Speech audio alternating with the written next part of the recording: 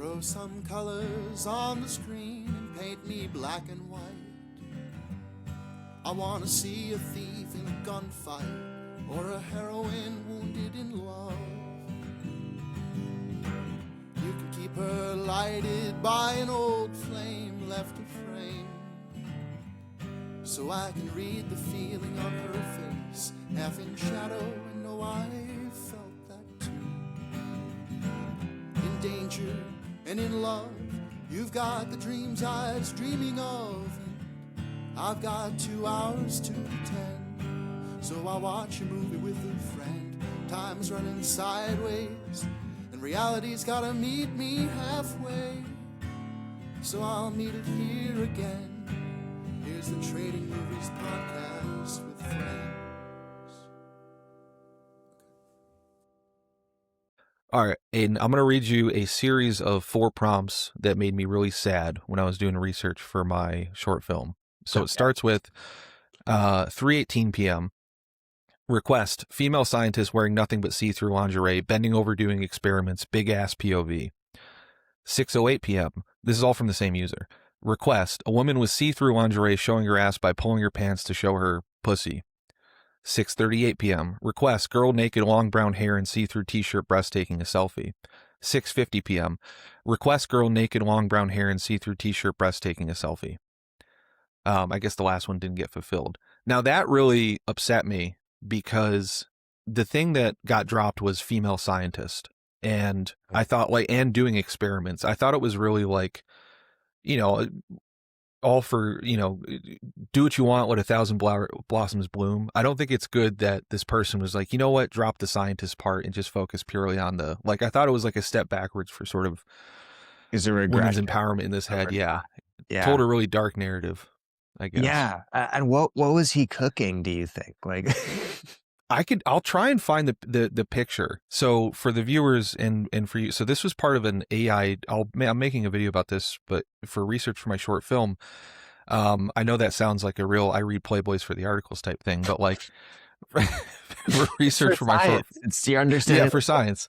I spent a lot of time in this early AI porno Discord at the beginning of AI, a couple years ago, because I was just so fascinated by what it was doing. And also those people are always on the cutting edge of everything, every internet thing. Yeah. The pornographers are always there. Yeah, they're always there. So I was like, if you wanted to know where image generation was going to go, look there. And so I found this thing that was doing, the interesting thing though is it was you had to put requests in, so you couldn't just generate yourself. So it made it really fascinating research wise, because it had a queue, because this was in the early stages. So they had a central server that was running this private AI model, and then they had to you had to put in a queue. So people just be typing in their queues all day. People were spending 18 of 24 waking hours on this stuff, just hoping to get their images generated. And so you got to see the inner access of these people's poetic prompt wants and desires. And so I'll see if I can find the one that actually got generated from that. I don't know, some of the old images are gone now because it's been a couple of years, but and it's weird because it sort of shows how, the pornographers are always ahead of the curve, but it's also this weird adaptation to the way that tech works, because it feels like the first thing they ask is some kind of description that would match the way I'd describe it to you or to another person. And then it devolves both into kind of the cruder version, but then also into something that's more legible. Yeah. A computer, I guess. Absolutely. Yeah. And it becomes specific for the medium, which is what I want to talk to you about a lot today. Because I was so fascinated. So for viewers, I was talking with Aidan before the pod, and he was like, you should open on that. And so first cold open, but today I'm talking to Aidan Walker, who's a writer, content creator, and internet culture researcher. He has a new short pamphlet book out called On Skibbity, which is the first in-depth critical explanation of critical examination of Skibidi Toilet. You can find him at Aidan, etc. on all platforms. That's AIDAN ETCETERA, almost spelled that wrong, or at his Substack, How to Do Things with Memes. And you've probably read him or seen him in a whole bunch of things. So yeah, Aidan, welcome to the show. So glad to be here. Glad to have trade movies as another thing that I've been to. I'm really excited to discuss Skibidi Toilet and Yes, same. uh, and Yeah, also other movies, other things. likewise. Yeah, I'm this is our first, it's probably the first episode I think I've done where we've done like a non-film, which I think I definitely want to do more because like when I was describing the project I was doing about AI, I'm doing a documentary companion to the short film I made. I was like, oh, it's a Jenny Nicholson style thing. So like, I'd love to have like cover a Jenny Nicholson video and something else, because I've always like thought of her as like the Werner Herzog of our generation, just in terms of like her obsessive documentary style. So Skibbity Toilet, I watched a fair amount of when it came out, and I loved it. And I think just I'll start there, just on like a pure sort of filmmaking perspective. I was trying to explain it to my housemate, and I was like, this guy's probably one of the better, just like has like some of the better instincts for filmmaking that compared to like most people that are working, just in terms of his cutting, his humor, his like his taste, even in the way he like lights his stuff, like with the smoke, with the camera got with like the TV guys and everything. Um, he's really something in terms of like his actual filmmaking craft. Um, did you get like how did you find him? I guess like as someone who presumably watches movies, like just on like a pure filmmaking level, how did you find this? So I'd agree with you that on the level of craft and just execution, that's not what most people talk about when they talk about Skibidi Toilet, but it definitely is true. Like one reason why it's so popular is that you put it on the screen and it doesn't look bad. It looks kind of Mm-hmm. interesting. It looks Mm-hmm. good. You might not be into toilet bowl head people fighting camera headed people, but on like a visual level, it's good. And it has, I think, this very clear influence of like Transformers, both literally, Mm-hmm. 'cause there's these Transformer type characters in it, but then it's also really into these very well choreographed, interesting action sequences. It's really into like using this animation, I guess would be what it is, kind of software to the Mm-hmm. best of its ability. And so it definitely feels very influenced by cinema. And it also, one thing that I enjoyed about it is that the early episodes are also short form. So you're able to like experiment. You can do something for 20 seconds and kind of Mm-hmm. take the risk of doing that, especially because it's just him at his computer. And so there's a Yeah. lot that it does that's very visually striking and very weird and very kind of interesting to me. Yeah. It also reminded me of like old. I told my buddy, my housemate, who's a big fan of kaiju. Like he loves all the old Godzillas. I love all that stuff too. I was like, these are some of the scenes, especially as they get into like the big city like the Titans, I guess they're called. It's some of the better like kaiju stuff that you'll see in terms of like just the fight scenes. Like it just has like its own sort of weird like Japanese monster movie quality type stuff that we don't get too much of. I guess we get them with Transformers, and there's some new Godzillas coming out, but um, I these are mean, like, go ahead, sorry. yeah, no, I was gonna say I think it's this weird blend of like kaiju, Transformers, very filmic things, but then it's also like taking the patterns of like video game playthrough footage, and Hmm. mixing it with that, and it's this weird mix that you don't find in many other places. Yeah, that was my first impression, was just like, this guy's just a good filmmaker. My second impression watching it this time, because I hadn't watched it since probably a year and a half or 2 years or however long since it came out, 3 years. I probably watched like the first 40 or 50 episodes back then I just forgot about it.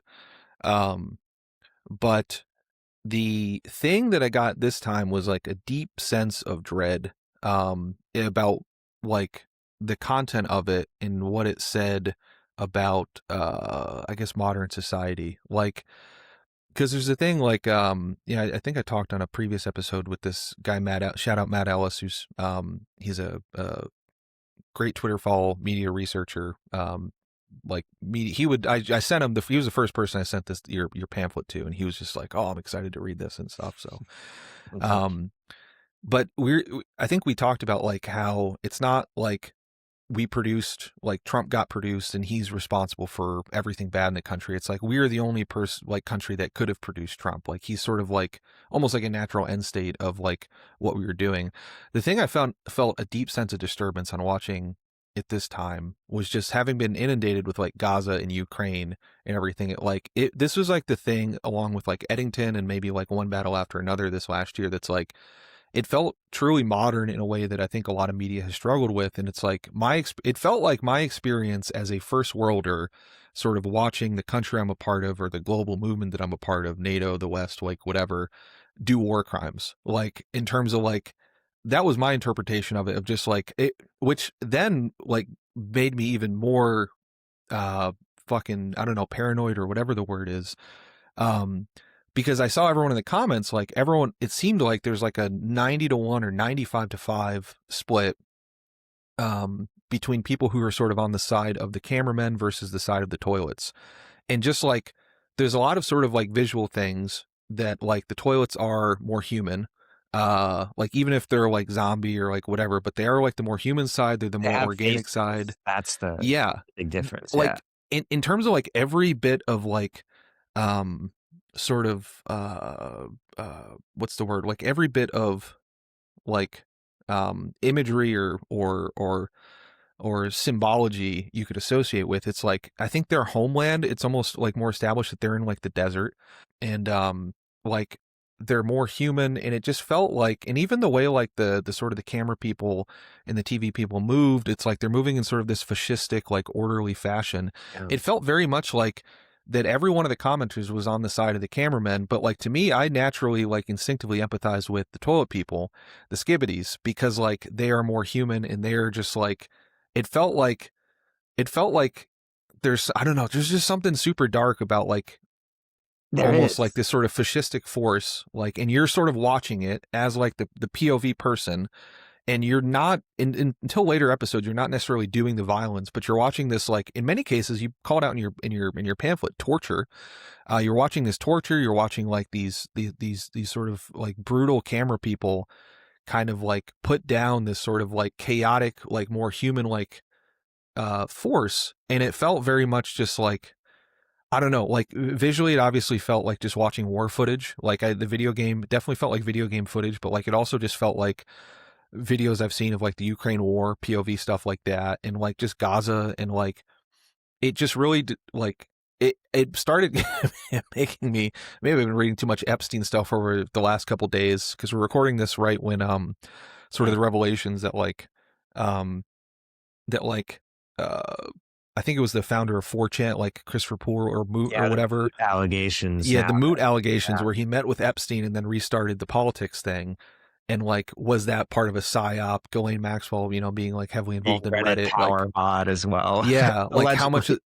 So I'm getting like, is this just manufacturing consent? Like in terms of like, if I wanted to get someone used to seeing war footage and like footage of torture and everything else, and to your point, this media targeted at children, or children are consuming it. It's like, if you grew up watching Skibidi Toilet and then you just saw Gaza stuff, it's like, there just seems like a direct line to that, where it's like, of course this is being produced. And then I'm also horrified because of course this is being produced. It's like, oh my God, like I can't believe there's such just a graphic representation that's sort of mediated through like this, like, you know, sort of garbage junk kids media Yeah. that is being put to everyone. I don't know. I mean, I think that's exactly what you're saying about it feeling contemporary in a bit the same way as Eddington did. That's kind of what hooked me on it, because like in the Yeah. pamphlet, I talk about the first reason I started watching Skibidi Toilet was like, okay, I'm a creator on TikTok. This would be a great video, and like, LOL funny. What if I analyzed Skibidi Toilet? Like it was a great work of art, because at that point it was kind of like the archetypical pointless brain rot. And then I Mhm. started watching it and I started noticing that kind of thing. It felt very contemporary in that way. It was very violent, and it was all that POV type of camera footage, which like it Yeah. feels like every time we see some piece of violence in like Ukraine or Gaza, or even very recently in Minneapolis, it's usually filmed by someone who's holding a smartphone, and we're watching through that phone and looking at this footage that then becomes very important, at the very least, very important for our culture and our politics and kind of the way we see the world. And Mhm. there isn't much, uh, yeah, I think it sometimes happens in like film or cinema or TV that there's like POV shots or like things that are filmed through phones. Or I think there was something with, what was it, 28 years later, that there was some Mhm. phone stuff going on there. But Yeah. Skibbity Toilet is so about that and so centered on that kind of footage that I just kind of became fascinated with that. And that sort of led me to look at it and start making TikToks about each season. and kind of get into what does it mean to see that way. And I got a comment on like the 7th or 8th TikTok I made about Skibidi Toilet of someone saying that his kid watches it. And then in the same like YouTube Shorts feed, there's like Ukraine drone footage because people will post the footage from the POV drones that are going in. And I mean, you've probably seen this on the internet too. Like they show up on my Twitter feed, right? It's like a snowy field and it's a Russian soldier and you're from the drone operator's perspective. I tried to stay away from that for years because like I just knew it would depress me. And like I finally just the other night just like watched like it was like one of the first videos that this guy did of like a GoPro footage of like him on some like 40-minute. It was like a 40-minute edited video of a thing. And then I watched another one of like them doing basically these Ukrainians like it was the most like depressing piece of footage I've ever seen. The first one was just like this is crazy pointless and like he couldn't speak the language and like it was just it was like in all the comments like this is a video game because it just felt exactly like a video game, even to the point of like he like there's a point where he like hops in I can't remember the person's name, but like he hops into a truck and the guy's like offers him some vodka and a Red Bull and like he has like a cigarette and a scar on his face. It's like the guy's like right out of central casting for like some Call of Duty thing. The next video was like footage I think sent in where it's just like these guys are sort of like slowly clearing a house full of Russian soldiers and they're just murdering them, and you just like they're throwing grenades in and you can like hear them and you can sort of tell how many people are dying because of like how much resistance there is. So it starts off like there's a lot of bullets coming back at them. They throw a grenade in. It's like 75% of the sounds the next time. They throw another one like 50%, 25%. And then towards the end of the video, it reveals that like right after they sort of successfully did this mission, the whole thing got artilleried, and then like everybody you saw even doing the killing just got blown up by like just an artillery shell. So it was like there's just massive loss of lives for almost like no point.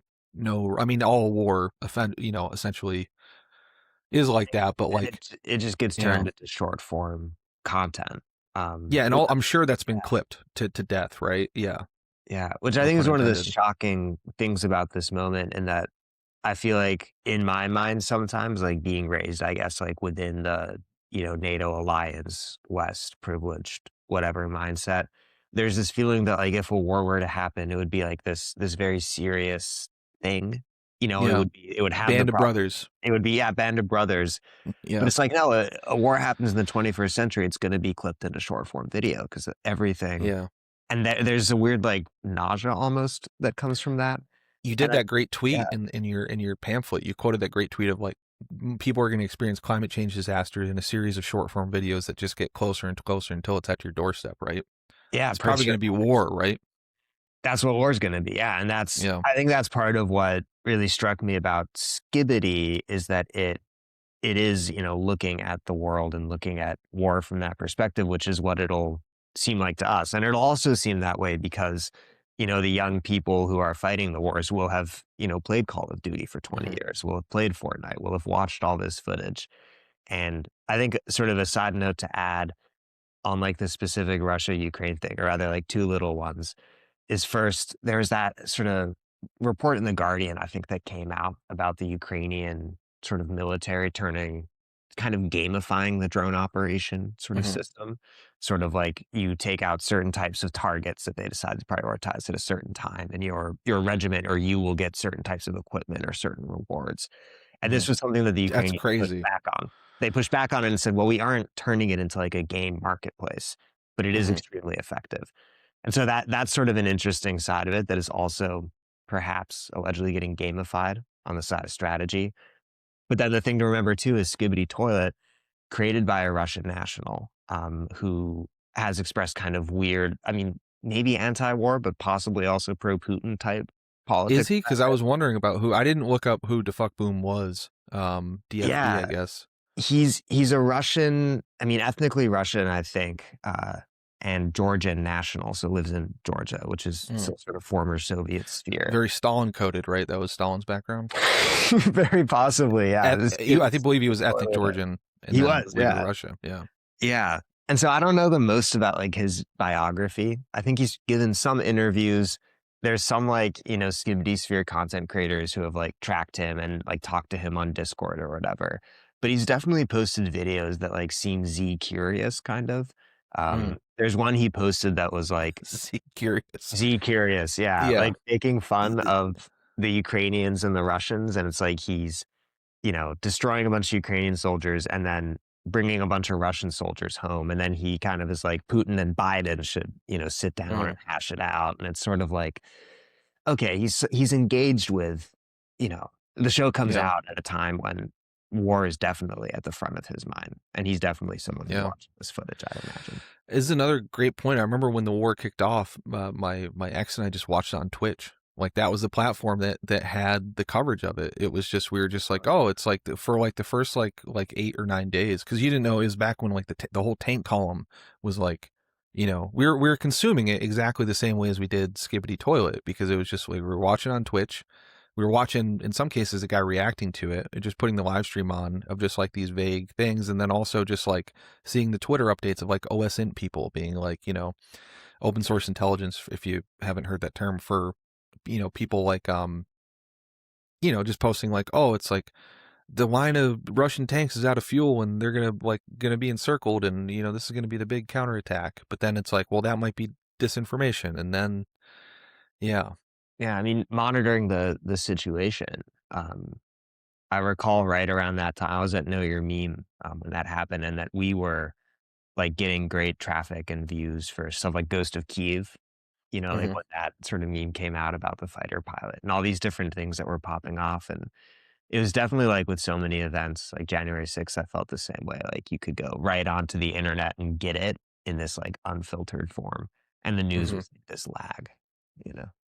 Yeah, there's a really, and I kind of wonder like how much is intentional, of like the intentional confusion, because I watched Hypernormalization for the first time like a month or two ago. I don't know if you've seen that with Adam Curtis. I love Adam Curtis. Yeah, it was my first Adam Curtis. I'm just late to the party, but really loved it. The thing that really I think like made me lie down and put like a cold towel on my head was when he talked about, I think Putin's propaganda guy, like taking lessons of like Soviet avant-garde film and like Eastern European avant-garde film in terms of, and then doing like propaganda based on that, which like, to me, that's just like the most evil thing I've heard since I saw a talk by Peter Thiel. I might've told this story in the pod, so apologize if I did, but I saw a talk by Peter Thiel before I really knew who he was in like 2014 when I was working in the tech industry. I was just at a conference. He gave a talk and I was just like waiting to the thing to like catch up on some emails, but then I started hearing like so in Marxism, and Karl Marx said, and this and that, and I was like, what the fuck is someone doing talking to Karl Marx at a tech thing? And I like put my like stopped emailing and I just started listening, and he gave like one of the most brilliant shout out Peter Thiel. He gave one of the most like this is a regretful, got to give it to him, but he like understood Marx to a level better than I've seen many people, in terms of like, it's clear he had done the reading, like actually done the reading and actually like done it. But his takeaway from it was that, oh, you just should be evil. Like his whole point, and he wrote like his whole book and like a whole thing. You can look, I think there's an article he wrote for the Wall Street Journal called Competition is for Losers. But like, it's based on Marxist ideas of like, yes, of course, capitalism leaned towards monopoly. He's just like, but you want to be the monopoly. So it's like, that's what it's telling you. It's not telling you like, don't have capitalism. It's like saying, oh no, if you're going to do it, like you just want to be the one in control of the monopoly. And that's like the sort of, that is the prevailing tech industry. I mean, I guess that's just capitalism, but that's like tech industry and capitalism utterly merged with that, where they all just want monopolies based on sort of like this Marxian Thiel. It's like this evil interpolation of Marx, I guess, in a way that I hadn't seen. It reminded me of the Adam Curtis thing of just like, yes, these sort of very evil people have access to the same type of like these radical thinkers, or there's like all these great Soviet and Polish and like Czechoslovakian like film directors that I loved, who were making this brilliant content about like living under, in some cases totalitarianism, or like, just sort of the surreal nature of it. But then to take that and be like, oh, this just teaches us how to do effective propaganda, was like really fucking mind warping and dark for me, and like really, really made me sad, because like, I think that in the Curtis doc, they talk about like he would fund both sides of it. He would fund both sides of like, he would fund not only Putin's party, but he would also fund these other parties opposed to Putin, even in some cases radically. And then he would tell you that he's funding both parties, so that you just couldn't trust anything that you were seeing online or anything about them. And like, yeah. I Which mean, makes that's me almost wonder about the Epstein files, not to rant for like yeah, two go hours, but on. like, you know, they're all in the Epstein file. Like everybody's in the Epstein files, right? So it's like, was he just sort of collecting names to the point of like, well, eventually they're going to be in the Epstein files. And now like, I think Zoran Mamdani's mom was at a party as like one of the revelations in the new like thing. So it's like, I'm like, like one part of me is like, come on, just like give me one person who wasn't in there.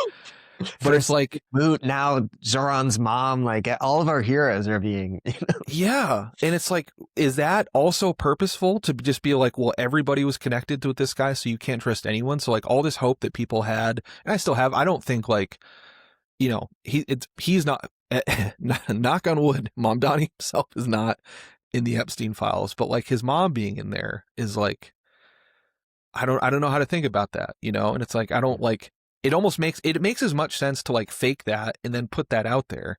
Like, so is that a fake document? Cause like, if I was like trying to like, you know, like ruin the sort of hopes and dreams of many young people, I'd be like, well, let's put the biggest sort of most hopeful politician of a generation. Let's put him in there as part of this 3 million document dump. yeah. You know, sorry to rant for like 20 No, minutes, but no, I mean, it's definitely a concern. And I think in this era of like more so with like photographs and video, like with AI kind of just putting this patina of like possible untruth, I guess, on top of everything. mhm. Um, and then kind of this sense of, the FBI, like whatever, they're like a few weeks late on the deadline that was like legally given them to release it. And Yeah, who knows, like, how do we actually know that's like all the files that would be there? It's just like yeah, the more you kind of look at and live in the world, I think as like most people experience it, if we experience it through like our IRL, fleshly existence, but also through like more and more of us are, having to watch the Twitch stream of the war instead of kind of going with the nightly news because of things like Epstein that are just bombarding us with like, oh my God, this whole thing is not on yeah, the level. And I think just like it's not that people necessarily in every case like choose to become, conspiracy theorists or whatever. It's just that that mhm, is a little bit of just like the response you have to have to the contemporary moment. Like you're just put in this yeah, position where everything could be debunkable, everything could be an op of some kind.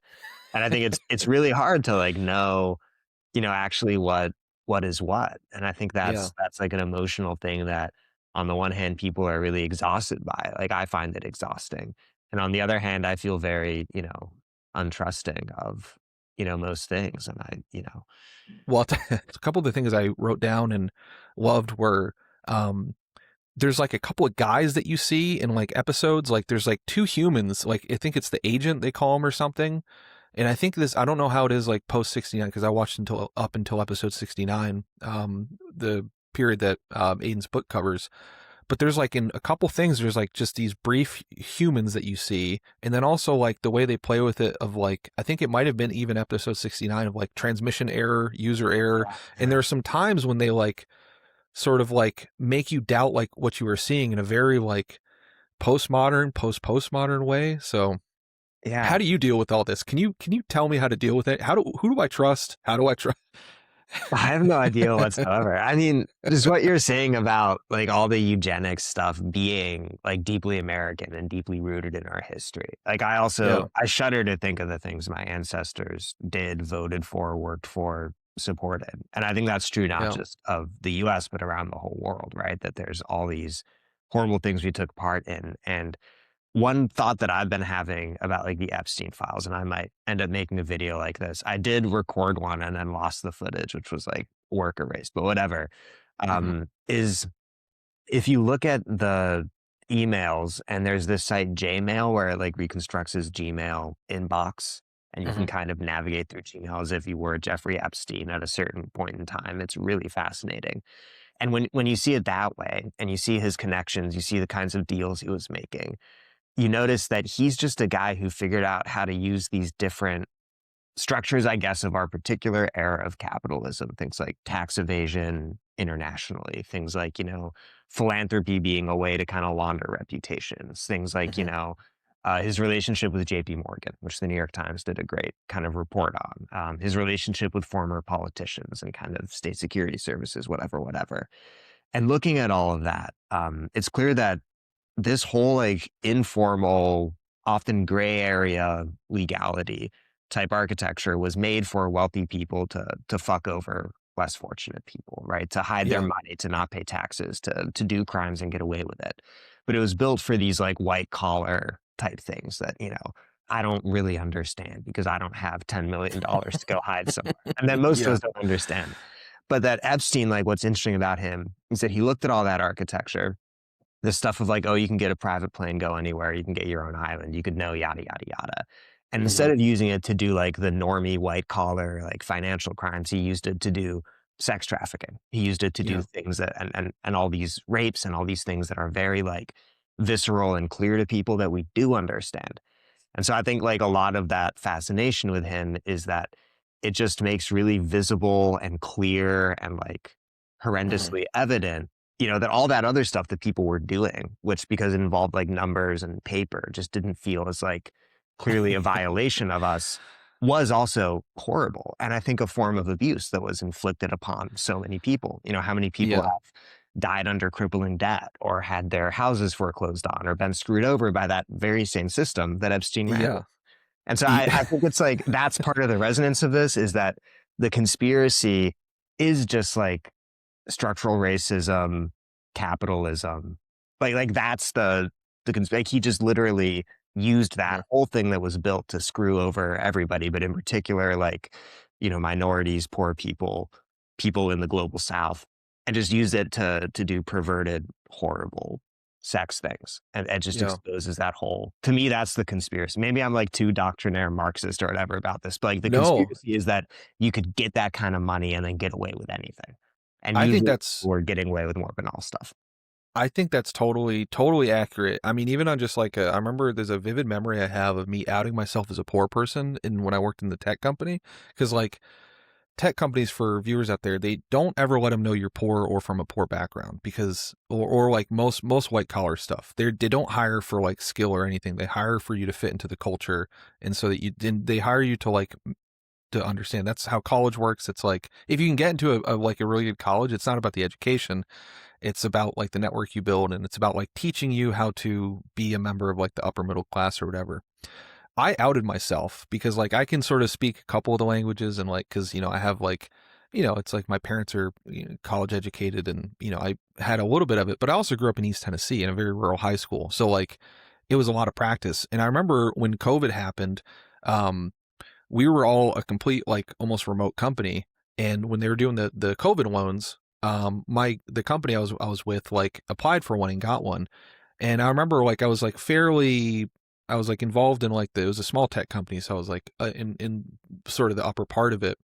I remember being in the meetings. I remember asking the CEO, and this is what outed me. I was like, why are we doing that? That doesn't really, like we're not going to need a loan. Like we're all remote. Like our business shouldn't be impacted at all. It's like, and he just kind of looked at me like, well, we just think it's a good idea. Like he wouldn't tell, like he wouldn't like say it, but then when they all got forgiven, it's just like, oh, he knew it was free money and I didn't. Like there was some meeting, like, cause he was from like the upper class, and like the investors were like very, like the private equity owners that owned it were like very upper class. It's like, oh, this was a signal of like, let's loot the government and like, let's get free money. And all these people who were sort of a class knew that. They knew that like they were never going to have to pay that stuff back. This was just going to be sort of like a free grant that you got. But I didn't. I was like, just poor old me. I was like, well, we're not going to be affected by it. So we won't, fortunate for us, we won't need a COVID loan. But they just saw it totally, like they just saw that signal as something totally different. And I think, yeah. And it's stuff like, you know, everyone's making a deal out of the way like Epstein spelled and like clearly was typing very quickly. And that's how all CEOs type. That's how CEOs type. Like I remember, I don't know, I've never gotten like a typo written email from a CEO personally, but I remember reading like articles, you know, about it separately, about the way that CEOs there, you know, on the iPad or the phone, they're looking at slide decks because they don't have time to read stuff, and they're typing so fast that it's a power flex they don't even have to try. And that is like a power signal. And there's a few Epstein emails, like one of the ones to Moot, I think, or about Moot, where he's actually typing out sentences. And he's in some kind of like supplicant position, maybe. Yeah. which is it's It's interesting. weird. It's the way they Multiple treat Dobby, scales. like the way Lucius Malfoy treats Dobby, to use the Harry Potter Yeah. comparison. That's the way CEOs like can get away with it. It's like it's the way you would email a servant is why they can do it. Yeah, and like eat the rich, like that's the Yeah. ultimate lesson here. But it's just interesting that there's this world of kind of like gestures and little things they say. Like one of my favorite Twitter accounts. Have you seen internal tech emails? Yeah. Oh yeah. Where they'll publish like in the process of a court discovery, and it's like Mark Mhm. Zuckerberg writing to people about strategy, or it's like Peter Thiel saying something, and you realize that, oh yeah, these guys are not that much smarter than the rest of us. Often No. they've lucked into it, but they're very good at like this system of like favors and back and forth, and like what's the trendy diet fad to get in on, and like what's the way to Yeah. signal this status. And to me, I always think like that's the conspiracy. It's out in the open, and I think Yeah. that it's utterly prosaic and boring and extremely brutal at the same time. Yeah. It's the boringness. That's why like because Salo was on Twitter going around about like how, I don't know if you ever seen the movie Salo with by Pier Paolo Pasolini. Very hard watch. I'll put that on the recommendations, but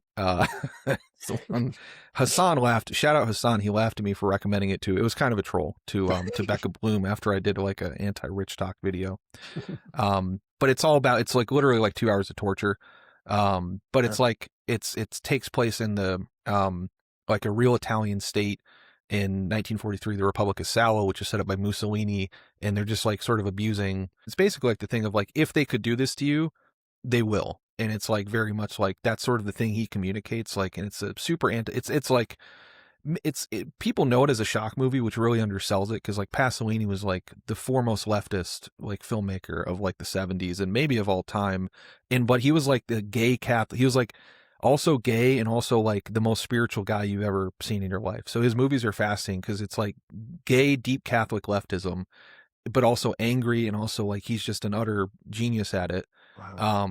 But that was like he basically one of the reasons he was murdered a year, like right after making it. And people have alleged for years, and I totally believe, because of the way he made it, because in Italy it was like there was a coup attempt, and he made it in response to a coup attempt by the right wing, because he wanted to show what right wingers do behind closed doors, right down to the actual ceremonies that they did, like with like children and other stuff, like, and he has them like dressing in like these really Satanist things and all that. So it's yeah, that'll go on the recommendation list. Yeah. So not to like shift gears too much. So Playtime, because I want to be conscious of your time, but Playtime. So I picked Playtime. There's a couple options. Yeah. So I want to know, I thought this was both. There's many things that I thought this is absolutely Skibidi Toilet, and then a few other things like this is the total opposite of Skibidi Toilet. So yeah, what were your thoughts on Playtime as you watched it? Or I guess like after watching it? So I really liked it. Part of why when we were emailing out, you had offered as like one of a few options, and it was 60s in French. And I lived in France for 2 years and like taught English there, and got cool. really into just sort of like French film and stuff. And my first impression was, it's like there's a part of Paris called La Défense that's like they just put all of the modern like skyscrapers there and like meticulously planned it. And I think it was built around the time of Playtime. And so it feels to me like this movie is like La Défense. Like it's the vibe of that. It's these massive office buildings, very characterless, very robotic, but also this weird like monument. And I loved the vibe of just like Tati. And even like towards the end, they're singing that like old, cabaret type song, but in this like bar in the crazy modern city.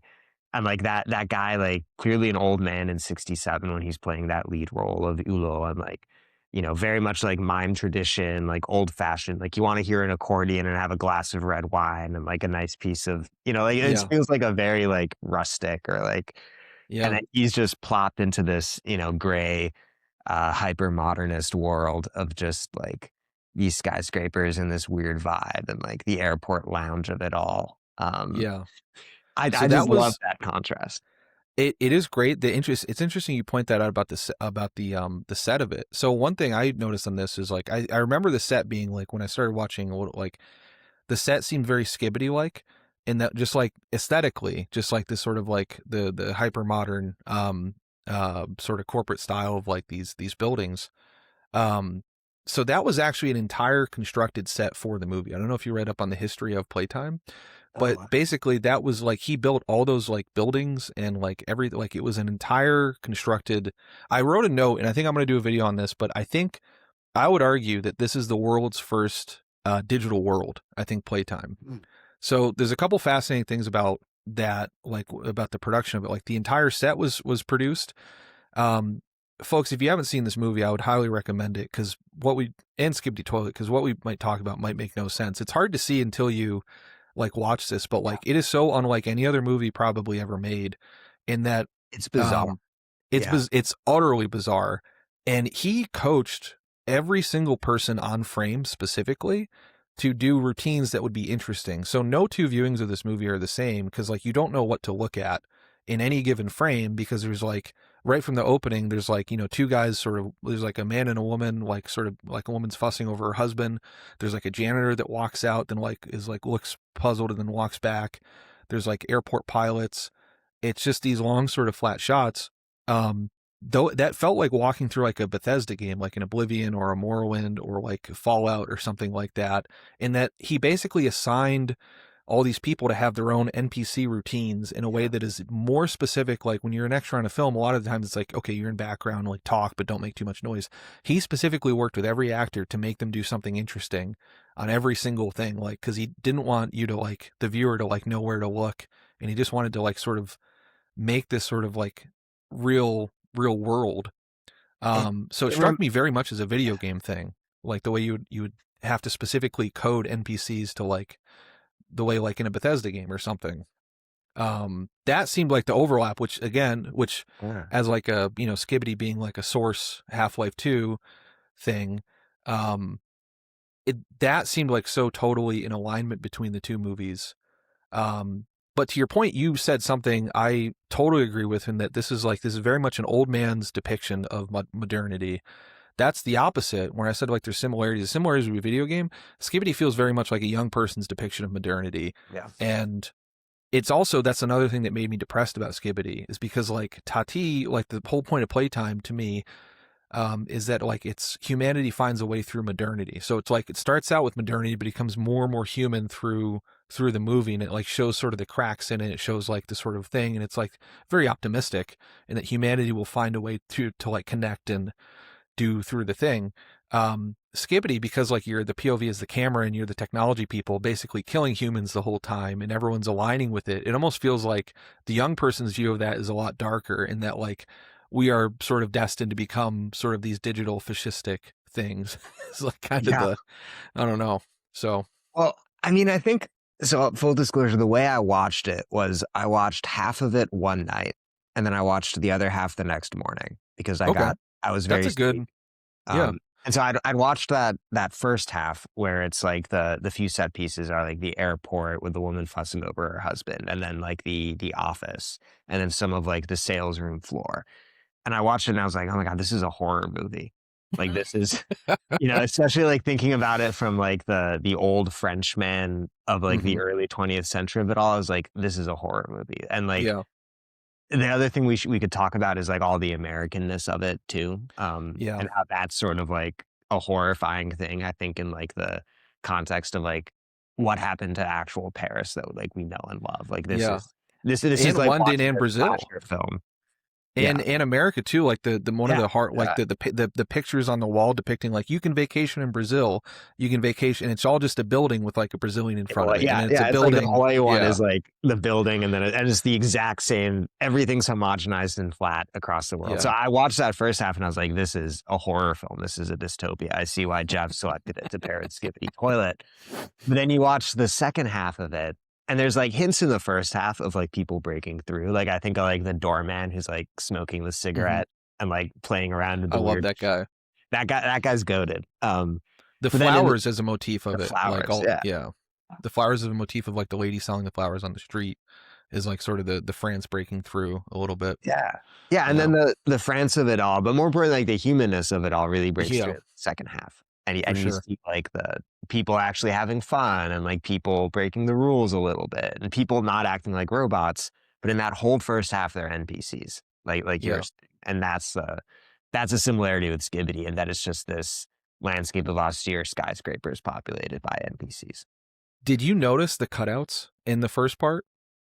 So this is something I didn't notice on my first watch. If you watch this the next time, if you watch it the next time, you'll notice in the background of many shots there are cutouts of people where there'd be real people, and there are real people sometimes acting like cutouts. So literally like cardboard cutouts in the way back of, like, you talk about like Baudrillard simulacra simulation or whatever, right?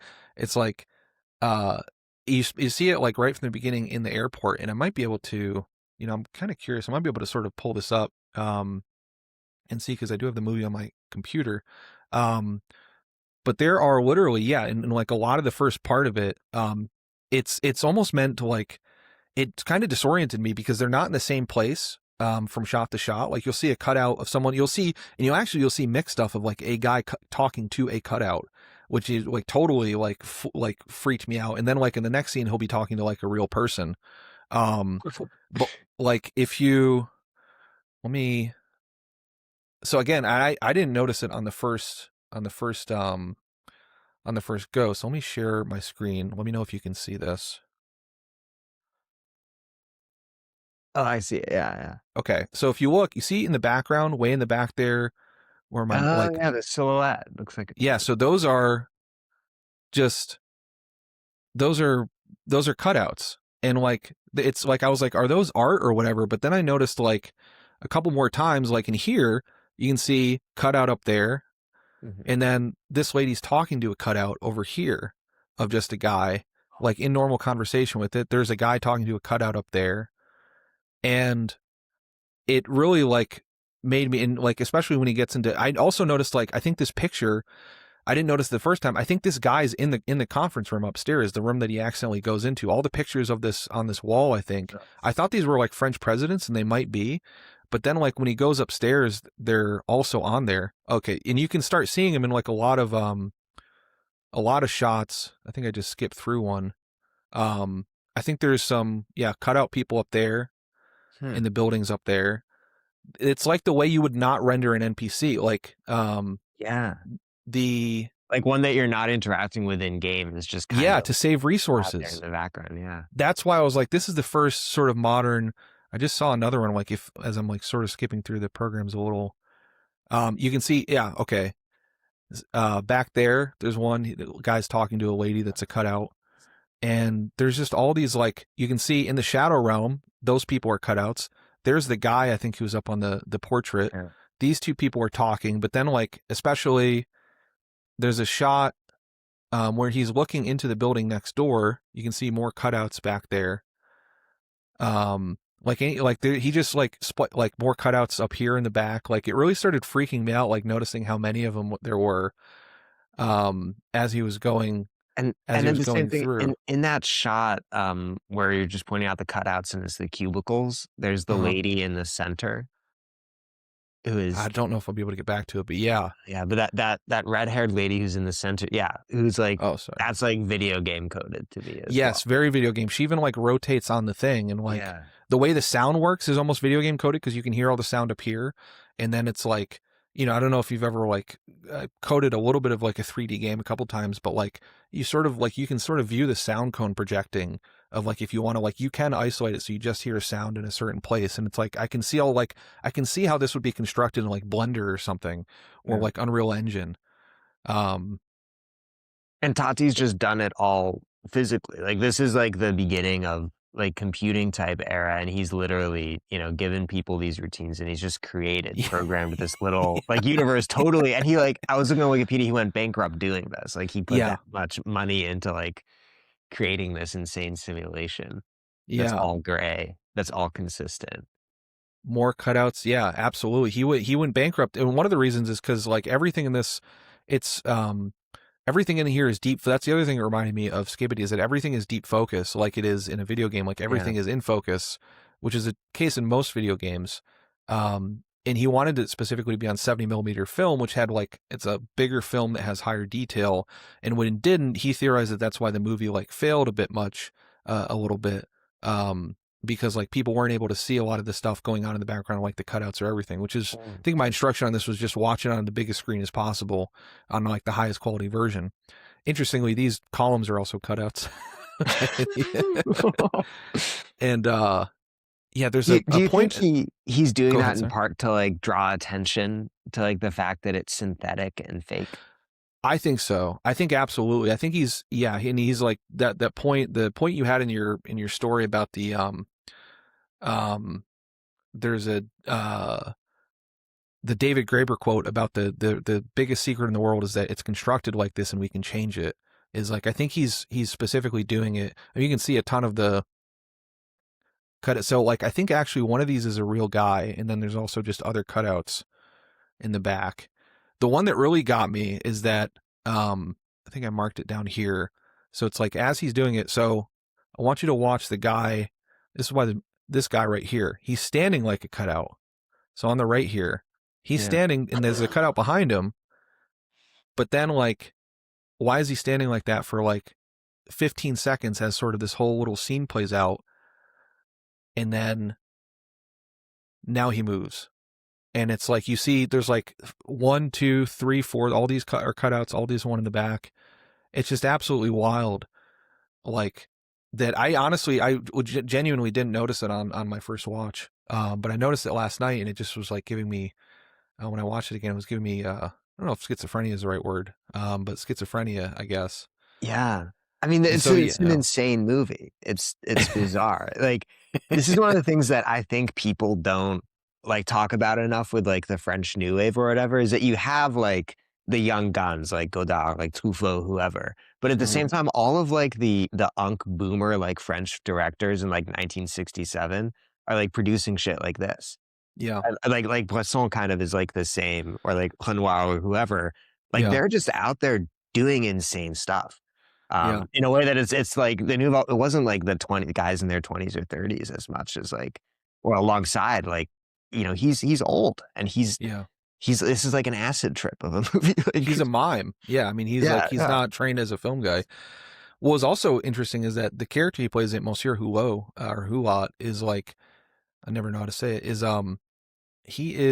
that is a recurring character too. So that's also kind of like a video game thing where he plays that same sort of archetype in his earlier movies. Monsieur Hulot's Holiday, and this great movie Jour de Fête is not Hulot, but he's basically playing Jacques Tati, where Jour de Fête is one of my all-time favorite movies. It's like the searing critique of like American capitalism. So these are like themes of him like running through his career, but also just the idea of like him being sort of a stock character like Gordon Freeman or like the G-Man that like the audience will have some familiarity with. And to the point he sees like 4 or 5 other Hulots. I counted, like, there's a confusion with the British Hulot in the beginning. Yeah. There's other people that sort of, they like reuse his character model, like the way that like, you know, you would see like in Mortal Kombat, they have like a ninja with a, like the yellow ninja is Scorpion, the blue ninja is Sub-Zero. And then like, you know, when it came to Mortal Kombat 3, it's like, well, what if we had one named Ermac who's like a red ninja or whatever? And then like, and it's weirdly plotless and contextless too. Like, I don't know, maybe you tracked this, but there's never like really any like clear explanations given for like why Hulot is there, what he wants, how he knows these people, like what it's just kind of, he's just this, you know, ant exploring this little world. And the other one is the American woman. That was a similarity I found too, of like between that and Skibbity, because your point in your pamphlet you say is like it always begins like sort of in the moment, which is like, I think you ascribe a little bit to like sort of the demands of the algorithm of like, you got to start like within the action, like, and then it like starts. But there's in Playtime too, you're having to figure out what's going on without any context. Yeah, and there's never any, I mean, it has like, what's it called? Like dramatic unity. It's a day. So it begins in the morning, ends at, you know, the beginning of the next day. So it goes through the night, goes through the afternoon. But for the most part, and like, I think you see this too, and like, it doesn't do any close-ups. Really, it's all those like wide shots that have like 40 people in them. Yeah. I don't know if there's a single shot and move that has just one dude in it, ever. I don't think so. And so it's just totally about this environment and this world. And like the characters are just kind of these things that are like there at the bare minimum. He needs them to be there for it to like makes sense as a movie rather than as like it probably wants to be a video game. Like it probably just wants you to explore this open world. I would love to. Yeah. And I think that was another thing, like filmically, it made like there's a similarity between Skibbity and Playtime, but also a massive difference. One thing I thought that you pointed out was interesting is Skibbity that I never thought to think about was that they're all one take. I never realized that as I was watching them, because I watched them all, a couple of years ago, and then when I watched them and then read your pamphlet, I never realized that they were one take until you pointed it out. But that is also like so totally the opposite of modern cinematic language. Like Tati, like the sort of long takes that Tati does in this without many cuts with this third person objective camera, as you sort of put out, this is the most objective camera possible because it's never a close up and you're just seeing everything in focus and you get to pick what you look at. Skibbity is a lot different than like both modern shorts, which like if you watch any guide on how to do shorts, it's like, oh, you want to cut within half a second. Every time there's like a thing, you cut, jump cut, jump cut. Even if it's like a podcaster talking, it's like lots of cuts, lots of cuts. Yeah. Skibbity's the opposite of that, and it's all POV. But it's also different than like if you watch like Bohemian Rhapsody or something, is the movie that people make fun of like having 1,000 cuts on every dialogue scene. So it's like Tati's is both like more of the time because there was a lot more sort of long takes. It used to be that you'd only cut with meaning, broadly speaking, or at least that was like a lot of the intention. But yeah, it struck me as like they're both so alien from like modern cinema in a different way. I mean, on the Skibbity point that it's all sort of one continuous take, like one thing I thought about was that there's like that one True Detective scene that's like a 14-minute like take and they're like shooting out in the house or whatever. And there's something about that where I think It's Always Sunny in Philadelphia did a similar thing where they're doing like the one take thing as kind of a stunt. It's like so meticulously choreographed in the way that Skibidi Toilet is as well, in that they need to do retention. Yeah. And Playtime too. Yeah. Like, but for like Skibbity, they have to do retention, but because he's doing it all in one take instead of like a cut, like 2 or 3 seconds in, or like what I or you do on TikTok, like, you cut and then you go 110% zoom and then back to 100 just to change something on screen. Like he doesn't do that retention work through the editing. He does it through, now there's an explosion and you look there. And then 2.5 seconds later, like now there's another rumbling off sort of behind you and you go over there. And so he does it really, I think, a lot through like the sound design, I guess. And then also through just what's happening on screen, because it's 30 seconds of this camera head foot soldier's life, but it's going to be the most interesting 30 seconds where the most amount of like shit occurs to it. And so it's totally in that body, but and totally in like a continuous span of time through it. But it's like everything is sort of choreographed around it, which is similar. It's another similarity with Playtime, where it's like it'll be these long takes, but everything there has been like a dance sort of created. Absolutely. That fascinates me about Skibbity too. And it makes it even more like POV-ish because it's in time the way that we are. It doesn't, vision doesn't cut. Skibbity does either. Have you seen Children of Men from like 20 years ago, the Alfonso Cuarón? Yeah. That's also like noted for its like use of long takes. That's another one that I was thinking like, oh man, maybe we should have watched Children of Men. Also because it deals with like the oppression, the fascism, very predictive movie, like, like keep Britain pure, I think they say in the movie or something, or keep Britain clean. And it's like they're putting immigrants in cages and like there's lots of like human migration and all that stuff. But also these sort of like long takes that it's famous for. There's so much fascinating about, I think, both of these together.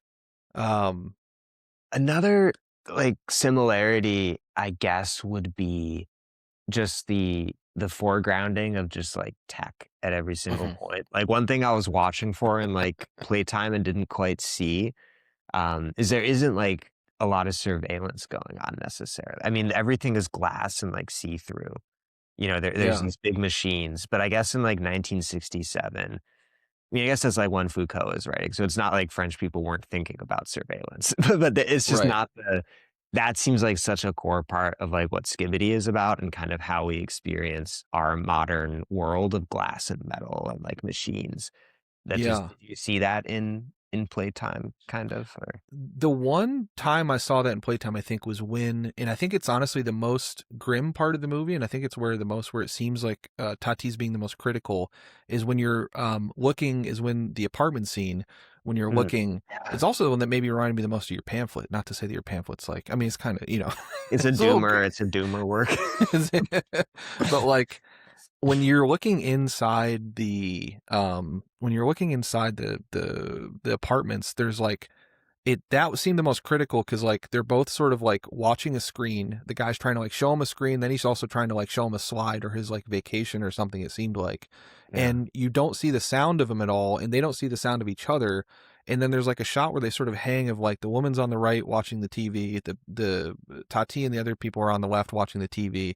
And it's like this sort of split, this artificial split of like community. Like the whole room is oriented so that they should be like talking and enjoying each other, but they're both just sort of mediated through screens. And also it's like we can see in there, but they don't seem to be able to see outside. Like I don't know who would live in that apartment with like it looks like you're in a zoo of like being like with these giant windows in, but we can see into them, but they can't see into us, which I thought that was the only kind of, to your point, I agree with you about the surveillance, but like I Yeah, don't that know, that is was a like the moment. only time when I felt like I was surveilling at least.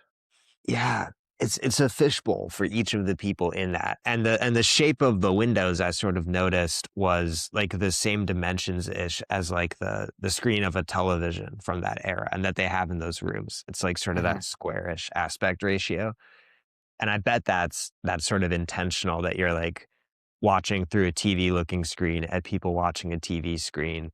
And then my favorite part was when Ulo is like trapped in the lobby because he can't understand that like English and you have to like push out to open the door. But his friend meanwhile is like in his apartment and you're watching through the window and he's like taking off his jacket and taking off his suspenders. And you have the woman in the neighboring apartment watching TV and like looking interested. And there's a second where like it looks like he's doing a striptease and she's watching him. And like Mm, her reaction to whatever's on her TV screen is like what it would be if she were watching him strip or something. But then yeah. it's totally a wall between them. And then he goes off and he lets Ulo out, you know?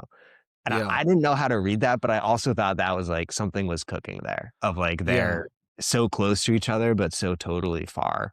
Um, Yeah, I think there's a lot of that. I think he does do that Graeber thing of like, this is all constructed. I think that's like why he shows the technology breaking down so much. And I think that's why like there's a great little sequence, small sequence where like the restaurant itself is under construction, which also felt like a video game. It felt like a video yeah. game being like how they release video games now, like in beta basically. And then like you're kind of the final play testers when if you buy a new like AAA game, like right off the gate. It's like you should, a lot of times you should, you need to like sort of buy it a month or two after when like they fixed all the Yeah. bugs. That reminded me of the restaurant scene, but there's also the great thing of like showing the lady like she's vacuuming and then her having to put on her coat while like she puts on her coat and then she takes the lady's off the coat, the guy's helping her put on her coat while she's helping Yeah. the lady take off her coat. And there's so much of that in the restaurant scene of like the construction people delivering stuff, the waiters, like this stuff falling apart. It's like they're like, how like can the whole like fit the fish through it or not? And then That's they're my sort of favorite measuring the part. fish. When they're like, wait, the expo window where we're bringing out the fish is too wide for our plate. Yeah, it's so good. Yeah. There's so much just to look at. And that's Um, another similarity with Skibbity, actually, is the physical comedy being a yeah. big piece of it. The Oh mute yeah. physical comedy, because just like the Tati who's like miming, the camera heads don't talk. The Yeah. Skibbities only sing. And so there's so much going on with like physicality and like making sight gags. Like the show is extremely funny, but only on the level of like occasional slapstick moments. Overall, it's extremely grim. And the same thing kind of true of Playtime. You pointed that out in your pamphlet about talking about the internationalization of like that helped Skibbity go global, was the fact that it was like it's just all visual. It's another comparison with Tati there. He was a big star in America and like they filmed this in France, but like to actually make the money back, it needed to have been a big hit in America was like the big thing. And like I think that was like why they didn't release it in as many theaters, but like his last hit was such a big hit in America, which was like rare for like a French movie, international movie at the time that wasn't British, but he was able to get by with because it was so visual, because you didn't need Yeah. to understand. So it's I like there's mean, a yeah. Yeah, like Skibbity, it's a little like Chaplin-y or like Buster Keaton-y even at certain moments. And same yeah. with like Tati. But the other thing that's weird about Playtime is it's a French movie, but there's like as much dialogue in English, certainly, and then like a bunch of dialogue in German. And so it's kind of like Yeah. trilingual. And I feel like, I mean, speaking just one of those three languages, like you're going to have moments in the film where it just doesn't, where it's kind of designed not to make sense, which is kind of an interesting, Yeah. maybe that's part of why some people didn't like it, because they're like, you know, if you only speak French, it's like 2/3 of this movie is in German or English. It's mixed really low too. It's Yeah. like an anti-subtitles movie because you're not supposed to hear, I think, most of it. Like, Yeah. I don't think at least. I had a He was doing question. something different. Yeah. Yeah. No, I was just gonna say I have a question. This is gonna be a big question, but one of the movies I'll recommend put on my list is as I was looking through your thing was Sullivan's Travels because so it's a movie from the 40s and it's actually where the name I don't know if you've ever seen Oh Brother Where Art Thou. It's where Oh Brother Art Thou gets its title from because it's like Oh Brother Art Thou is the title of this fictional movie that they're making in the thing, but that they're making in Sullivan's Travels. But the movie is about like this guy who wants to do social change.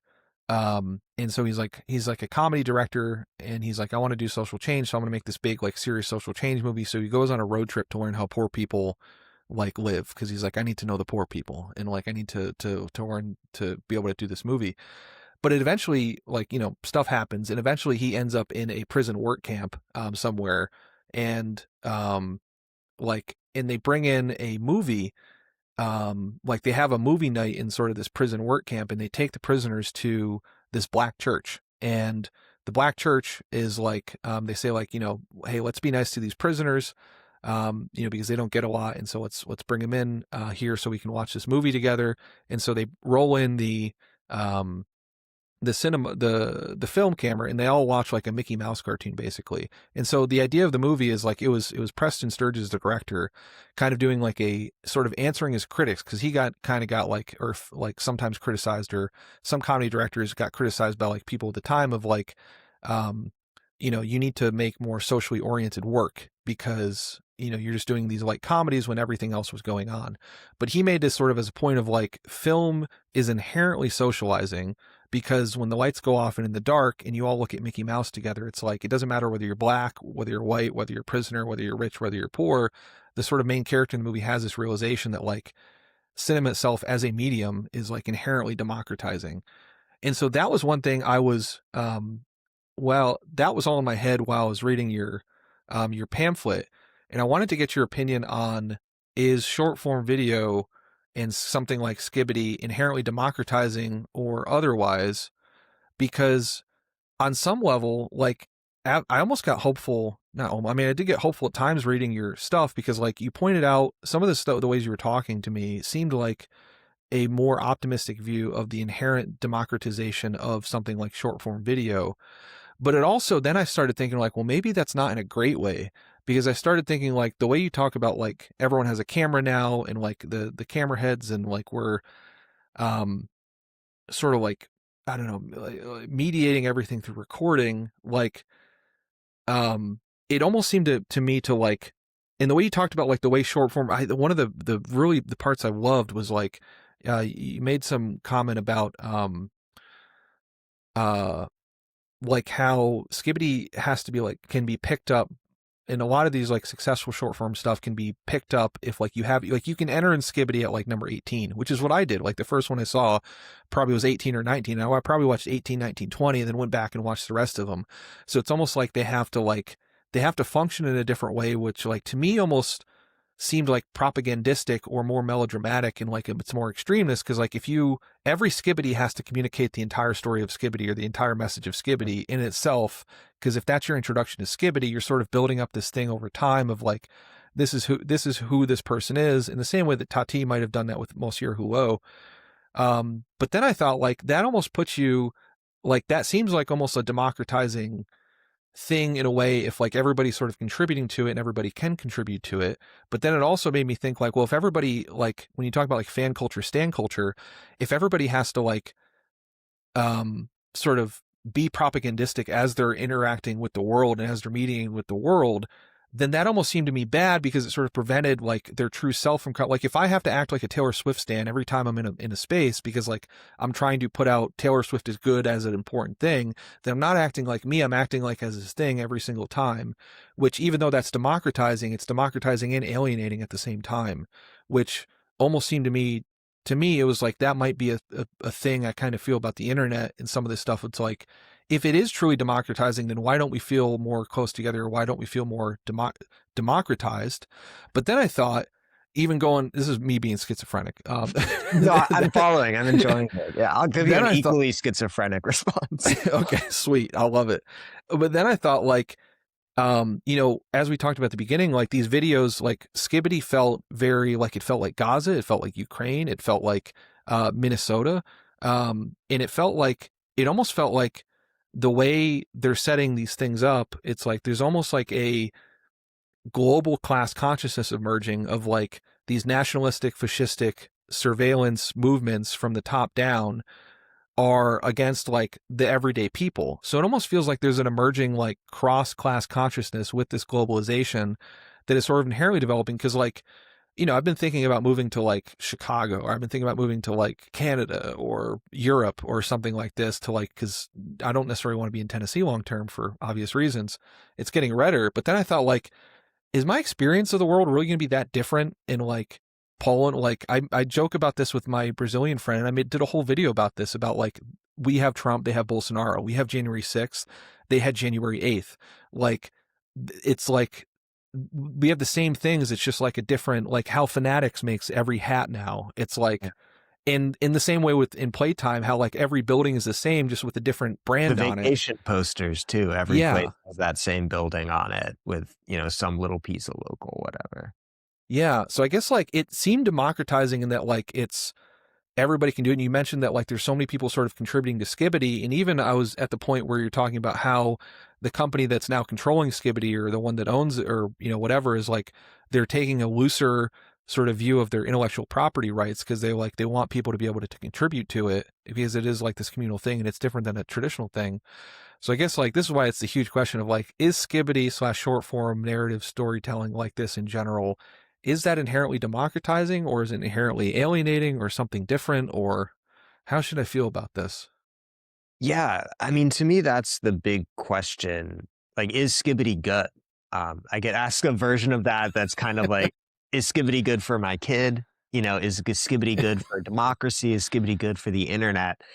Yeah. And I think like it is very nuanced and complicated, and it's many contradictory things at once. Like, I think many works of art they kind of pose the problem or the question from a different angle. And I think like the reason why, as you were talking, it kind of went from one thing to another, is that I think like Skibbity does that as well. It's this panoramic, like sort of, it's posing this question of what is technology doing to us, which immediately attaches to the questions of what are we doing to each other, what are countries doing to each other, what are classes doing to each other, what does it all come together into?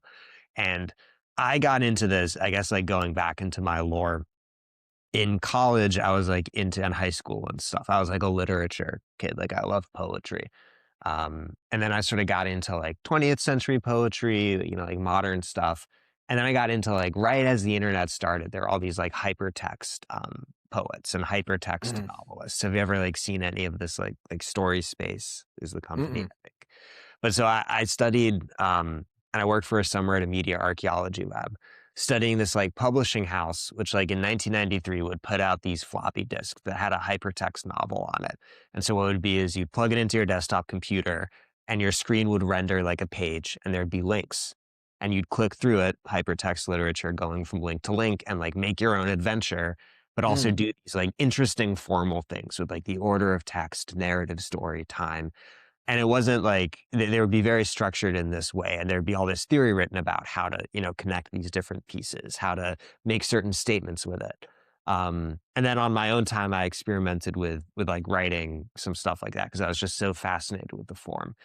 And a lot of kind of the politics of that, like early web, mid 90s, turn of the millennium, even like United States, the big theoretical essay in the New York Times that like introduces this publishing house Story Space and all these hypertext novels is called "The End of Books?" and it's riffing specifically on the Francis Fukuyama End of History essay. And kind of some of the idea there is Robert Coover writes it in like 1993 or something. And it's like if the book was this form of, this literary form that reflected the way liberalism and like grand ideologies kind of like see the world in the 1900s. There's like a narrator, you're going from A to B to C to D to E. You have to go there. You're reading the book. You're not interacting with it. Then what the internet offers and hypertext forms, which he says are going to be the future, is like a more liberated experience for the reader, because you don't have to go A to B to C to D. You can go A to D to B to C and like make your own traversal across the text. And that becomes like a big part of sort of what defines this movement to itself, and in a way what defines a lot of like they're in conversation with like people who are making the earliest Flash games and shit too. So there's kind of this weird intellectual current, and they're involved with tech somehow. But then there's this one I particularly love called Victory Garden by Stuart Moulthrop. This is like deep lore. I only know this shit because I studied it, but it's a really good, if you want to read one hypertext novel, read Victory Garden. And the lab I worked for restored it. But it's set around the Gulf War, and it's kind of like on the Baudrillard, like Gulf War didn't happen type shit, but it's like Sure. arrayed as like a hypertext novel. And in the end, like I think what Moulthrop is like going for with it is that there's this freedom of you get to choose your own path and do wherever you want within it. But it's like the author or the coder or the programmer or whoever has designed this, this walled garden that you're inside of. And they use that language because there's like the walled garden in tech parlance, which is like a closed platform, closed site where the user is there. So you have these endlessly branching paths, but they're along what, the guy who coded it has made for you. But the walled garden is also resonant because there's a Borges story called The Garden of a Thousand Forking Paths, which they take as like an inspiration, because I think the story is like you go down a path and then another one opens and it's an infinite like Borges type thing. But so it's the hypertext is a walled garden in Victory Garden. The garden, metaphor goes deep. And there's a freedom, but is constrained within a particular structure, within a particular architecture. And you can't go outside of that. And I think with the internet, now that architecture is really, really developed, it's like on these social media platforms, I'm very free. I could go look at shit that I used to have to like go scan microfiche to look at. I could go anywhere I want to learn about anything I want to learn about. But there's very clearly a wall around that garden. But within that garden, you experience this abundance, this plenty. And so it's paradoxically very free, very democratizing, but also very not. And to to go a little like another crazy weird connection here. I think that the experience that Playtime is speaking to, like Tati and like the 60s and stuff.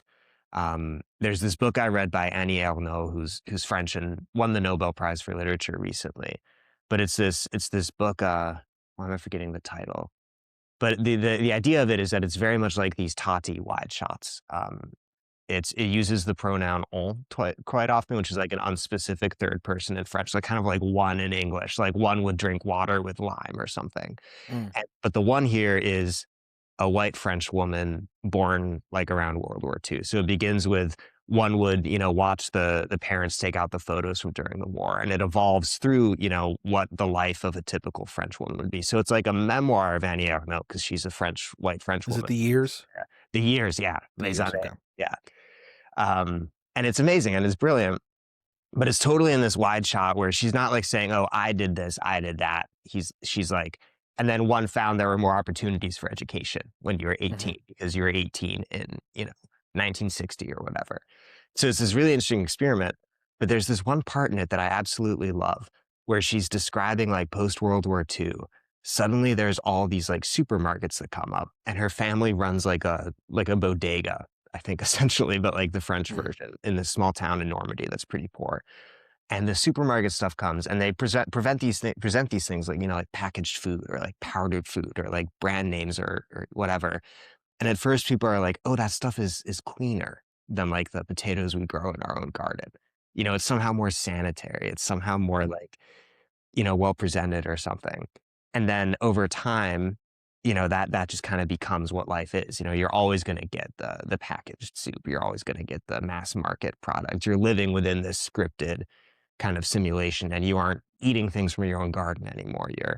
You're getting them through here, and you have more choice, you have more options, and you feel free. But then in some crucial sense, you aren't, because you're free within bounds that have been set for you. And I guess what that has to do with Skibidi Toilet, to circle back after Sure. this rant, is I think like short form video and YouTube, they're sort of about that feeling of being very, very free, but within like a predetermined arena of options. And Skibbity, these are a bunch of robots who are able to, endlessly make better versions of themselves or of their peers.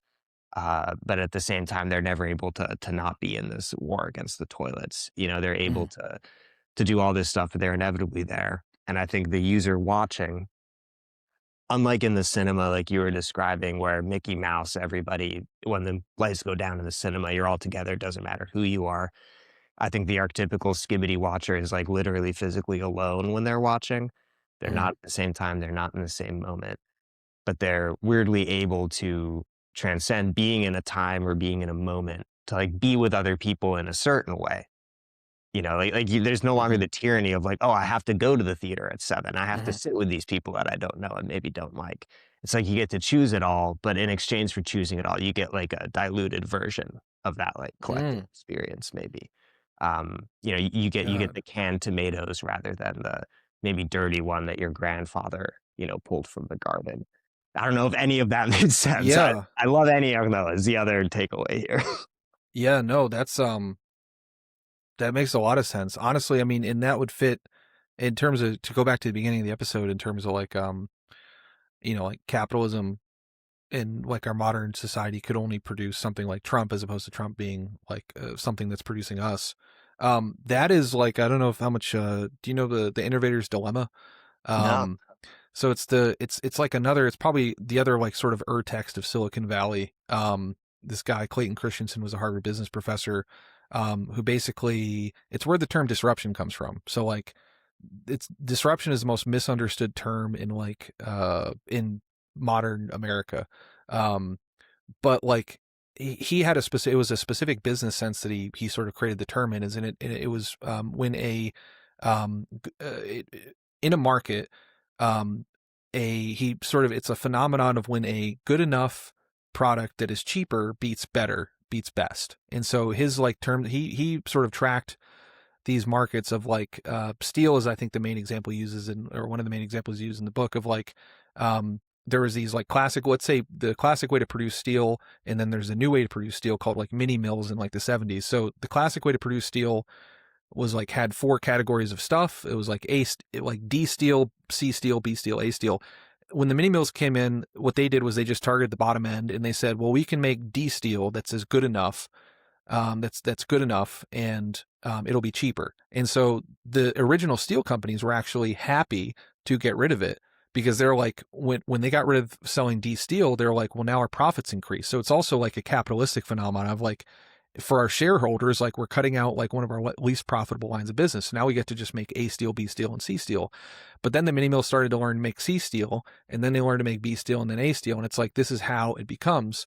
So that's like one element of it. It's also like, good. Like, so he would argue that like I would argue that like Uber's true innovation was not a better app. It was that they cut out labor unions because they made taking a taxi cheaper, because Uber was cheaper for most of its life compared to taking a taxi. That was their dispute. If it's good enough, it was a good enough experience and it's cheaper.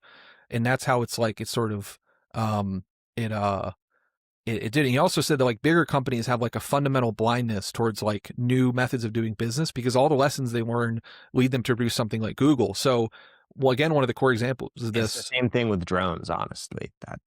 Same thing with drones. One of the core examples, because you brought up internal tech emails, you can read Google's emails being like, hey, an LLM, we discovered LLMs. This is going to be the thing that could possibly kill Google search business. And they said that in like 2016, 2017. There's internal emails that you can read saying like, hey, this is the thing. Like, if they did this, then people won't have to Google anymore because they'll just talk to an LLM.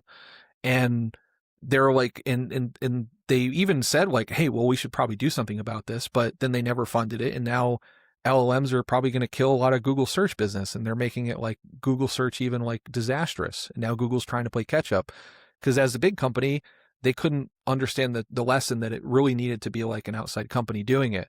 And so I'm making a whole thing about this, but I think it like leads to this like permanent anxiety that that people have about like new technologies or everything else. But to your point about like mass market stuff being not as good as your grandfather's potato, that's what it sort of reminded me of. Of course, it's like, well, I guess I'm more depressed now because it's like, yeah, of course, like seeing this collective experience of viewing Skibidi Toilet is an imitation of like a live cinema experience that we used to have that was very democratizing. Now it's something that's just like I guess it only could have been made by our society in which that like, yeah, good enough will be better because it's like, this was also one of the theses of my short film of just like why I think like eventually to go to the very beginning, why these like sort of AI gooning prompts and like these things, it's like how good is an AI girlfriend, a combination of, you know, jacking off and like a conversation bot, how good is that going to have to be to replace the girlfriend experience or the boyfriend experience? And I'm guessing we're not probably 100% too far off where we're just like stop getting relationships more or less because, well, it's good enough. You know, if you're working 14 hours a day because we've cut out labor unions and now we're getting more exploited, you only have a half hour a day to devote to female companionship because you want to watch Skibidi Toilet and these other things or male companionship. So how long is it going to be before we're just like, well, I'll just put on my VR headset, talk with my AI girlfriend a little bit and then have it like have a fleshlight? Like, when is that going to be good enough? And I don't know how far we are off from that, but I get the sense that like for many, many, many people, it's not going to be too far off because what other options do they have? A, and also B, it's going to be like, it's going to be cheaper emotionally and it's going to be cheaper like labor wise to do that versus like actually trying to find human connections. Same thing with Hinge and third spaces and all this. So I guess yeah. I think it already is good enough in a lot of cases for a lot of people. And it's not just like one force is like the market will settle for like what's good enough if you can produce it at a higher volume. I think the other thing that, you know, props up a lot of this like AI thing is, you know, a specific configuration of politics and markets that also just pumps it with this investor money that can kind of like force it to happen or kind of go in and like eliminate the alternatives, you know. Mm-hmm. So things like, you know, I have this whole thing about like slop kind of being this force that just is good enough and in mass quantity. And it succeeds kind of like through monopoly power in a way rather than being competitive by being just good enough that people don't abandon it, but also just being better at, you know, destroying what's a superior quality or smaller product to it. Then, you know, that's what it needs to do. That's what these companies have to do. So those two factors are kind of driving it. But I think too, like what we see like with, here I am putting on my big thinker hat, but like with the social order being so unstable, is that, you know, that just like isn't sustainable. You know, someone like could be in this situation where they're working 14 hours and they're gooning and that person is not, it sounds like I'm blaming them, but I think a person in that situation is kind of prevented from being a very constructive member of society. And that's ultimately like the employer's fault. But, you know, so you just end up, I think, degrading like the very resource that it all relies on, and people want something better. And then, so I think that's like part of why the Tati film ends with the, you know, humanity finds a way. Yeah. Because I think that you sort of has to, you know. Could you do an inverse thing of just it's playtime with domestic terrorism? Because like I think like that's the, you know, like whenever I used to talk to my foreign and coworkers that I worked at this international company, like you know, sometimes we, with all this, the shootings and stuff, I remember having a conversation with them just about like, most people in America understand why people do mass shootings. Like most, like we don't necessarily talk about it too much, but colloquially, everybody understands like sort of the impulse to do it, to want to just like go to some place and start shooting, whether it's like your enemies or like some public, just as like a cry for help. Yeah. And so I think like if humanity does find a way positively, it'd be like people dancing and people finding this thing in playtime. But also to your point, yeah, it is, there's got to be a breaking point. And I think there will be more and more breaking points of like, it'll find a way regardless. So you can definitely do an evil playtime. Yeah. And I think some of the task then, like, I don't know if we're both in positions of like being really attentive to culture and like trying to post about it and write about it is like, you know, I feel it's like, I love like critiquing shit. You know, I love critiquing shit, but I also think like I do see like in memes And even in some of the Skibbity sphere stuff, like that kind of discontent or that kind of like bubbling up. And I think like a lot of the task of the next few years maybe will be to try to help like be a part of putting that somewhere that's productive. Like sort Yeah. of trying to tell stories about it or analyze it in a way that is like, instead of just being nihilistic or like instead of doing, this is the extreme case, but like instead of doing the school shooting average American, understand why someone would go out in the street and protest instead, Yeah. or like whatever it Yeah. might be, like just channeling that inevitable kind of discontent into something that's durable and like smart and like effective. Yeah. I guess if that the school shooting or the shootings are like the Wario of it, then the Mario of it would be the protests.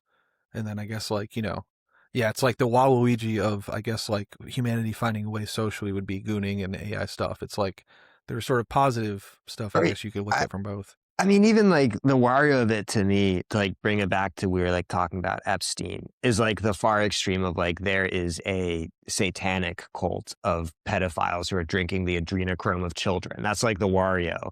The Mario of it is capitalism is fucked up. like that's the we want people to be in the position of like an actual critique that hopefully can empower us all to like see the world a little clearer and like Yeah. I don't know. I'm being like sentimental now. No, I totally agree. I mean, my last video was about You Gotta Move, which is I don't know where it is, but it's like a five stories of protests in the South and people finding community in this like Highlander school and like actually winning and doing change. So it's like I was very conscious. I am very conscious about being sentimental and corny at the be like I don't want to depress people with those videos or with my channel even. I want to give people optimism because like that's also we got to go. But there's a whole Brechtian thing I'd love to. I don't know if you know Bertolt Brecht, the theater. Oh yeah. Some of this stuff I think I saw your video on Brecht. Yeah, there's a fascinating connection I think with Skibbity that maybe for part 2, or sometime I can get you back on. But like his whole thing was he wanted people to leave from the theater. He wanted people to maintain distance and then leave from the theater. Engaged and energized and thinking about these things in terms of like social, like what they could do to actually change these things. It struck me as like, is Skibbity, I wanted to ask, I mean, we can't get into this, but like, is Skibbity like the final form of Brecht? Like, is it Brechtian theater realized because you have so many people commenting and it's also people are like, they're not necessarily commenting on the social stuff, but it's like, we're almost so close to like a true Brechtianism because it's like, I don't want to rant on this, but like, I know, like, I agree. Yeah. There's something there that like people are like, people leaving energized or whatever. I think Skibbity isn't it. I think that Skibbity, my opinion ultimately would be that Skibbity kind of fails by like not, I think, taking that second step after like the critique or the exposition of the ways things are screwed up. Not taking that second step of like, well, not that like Dafu Boom has to have an answer, but like this step of like, what's an orientation? And I think that there is like a natural Brechtianism, like with the audience being in the role it is with so much online media. And I look forward, I think, to people, aiming for that target and reaching for it. And I think it's part of why it's so important to like take seriously and think of like digital culture and memes and shit as like art. Because not to give too much like credit to critics, but I think some of what like critics do is they help push artists a little bit, or they help kind of like prepare an audience. Yeah. And I think that, we're already seeing forms of brain rot that are really, really moving and really like interesting. And I think that this form, it only has space to grow, hopefully, and it will continue to collaborate well with older forms like cinema or literature or what have you. Who's going to be the Douglas Sirk of brain rot? Exactly. I'd love to be I want to be the Douglas Sirk of those short form like Chinese melodramas, like the pay per melodrama, because I just feel like I could do that better. That's my goal. But that would be a great series too. Everyone, is obsessed with those in their feeds. I've had people talk about them in the IRL. I've been trying to. So I just need a budget. So someone needs to, if you're out there. Well, Aidan, thank you so much. So we ended on some recommendations. So in terms of just a couple I wrote down randomly, I'll send this list over you. So like Dark Passage is actually one just for POV. Like there's a few movies that were experimenting with POV in the 40s. I don't know if you've seen Dark Passage or Lady of the Lake. My friend, shout out Jenna, she just did a video. Dark Passage is actually a Humphrey Bogart one. And it's by one of my favorite directors, Delmer Dave. And then Lady in the Lake is one. I mean, Sullivan's Travels. Have you ever played the game Getting Over It with Bennett Foddy? No. So that could be our next episode. Maybe we would play do like a games, trading games, trade games, because like that is like you've probably seen stream of it. It's the guy with the sledgehammer trying to pull himself up a cliff. You might have seen like rage compilations or something. Yes, yeah. Of it. Yeah. There's a narrative behind that. And the guy's like a really fascinating games theorist. He's like a professor. And so it's narratively talking you through games as trash and like sort of recycling trash and like being in a trash universe. And like, cause he made the entire game out of like recycled assets, the way like Skibbity is. So he's like a really fascinating theorist on it, this guy, Bennett Foddy.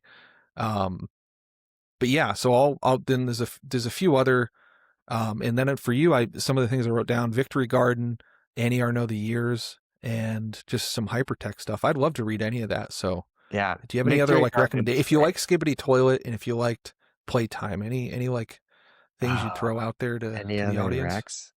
I'd say check out Cities by Diana, TikTok, Instagram meme account. She's amazing. She's always like on all the trends and very engaged with like architecture and the landscape and urban stuff. I also think in terms of like books, I love, I'm just thinking 60s French stuff like Roland Barthes, like all of his work. Like I think Mythologies is like really good and accessible. I think he's one of those people.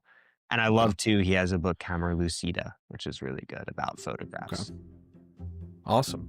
Yeah, when you said Annie Arnaud, the Potatoes Mass Market, Jour de Fête by Tati would be, I'll send you that one, but that's the other one I talked about where it's specifically like Tati plays like a post office man who the town is like trying to guilt him into being more American because they see a documentary about American mailmen, and American mailmen are like hyper buff and they're models and they jump out of airplanes to deliver the mail, and they like have cars, and he's just this sort of leisurely French guy who's just getting into mishaps on a bicycle, and so they try and pressure him into being American. And then Tati sort of shows that like how being American will ruin this quaint little village. Like you can't operate at American speed in sort of a traditional French village. It's very like, it's one of my favorite. There's like a whole wave of anti-American movies at post-World War II in different countries, like Stray Dog by Kurosawa and a few others that like just talk about the influence rotten Americans have in a very way. So yeah, I love France. I always love to France, Max.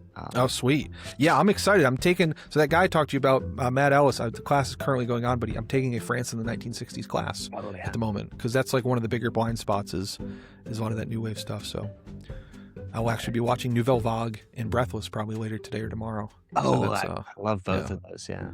I'm excited. Well, thank you so much. Appreciate you. And yeah, absolutely. Great rest bye, of your everyone. day. Bye. You too.